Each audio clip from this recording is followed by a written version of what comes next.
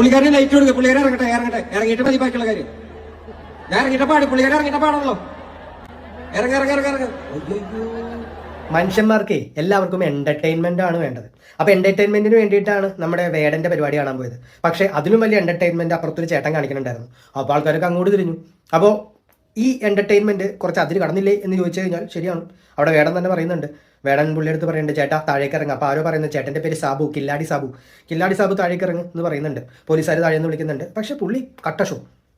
ഇത്രയും അത്യാവശ്യം നല്ല പ്രായമുള്ള ആളാണെന്ന് തോന്നുന്നു. എന്നിട്ടും പുള്ളി കയ്യിലൊക്കെ ഇങ്ങനെ തൂങ്ങിയൊക്കെ കിടക്കുന്നുണ്ട്. ഞാനൊക്കെ ആയിരുന്നു താഴെ വീണേനെ. ഓരോ ആൾക്കാരും പ്രതീക്ഷിച്ചു താഴെ വീണ് പുള്ളിയുടെ എല്ല് ഒടിയും, അല്ലെങ്കിൽ പുള്ളി സെറ്റപ്പായിട്ട് പാരലൈസ്ഡ് ആയിട്ട് കിടക്കും എന്നൊക്കെ വിചാരിച്ചു. പക്ഷേ പുലിയായിട്ട് താഴേക്ക് ഇറങ്ങി വന്നു. ഇത്തരം കാര്യങ്ങൾ കാണിച്ചു കൂട്ടുമ്പോൾ പുള്ളി പ്രശസ്തരാവും. നാളെ ഇതുപോലെ കൈക്ക് ബലമില്ലാത്ത ഏതെങ്കിലും ഒരു തെണ്ടി ഇതുപോലെ കയറും, അവൻ വീണ് ചാവും. ഇനിയിപ്പോൾ നാളെ ഈ പുള്ളീനെ നമുക്ക് ഏതെങ്കിലും ഓൺലൈൻ ചാനലിൽ ഇൻ്റർവ്യൂ കൊടുക്കുന്ന കാണാൻ പറ്റും. അപ്പോൾ അതും ഒരു എൻ്റർടൈൻമെൻ്റ് ആണല്ലോ.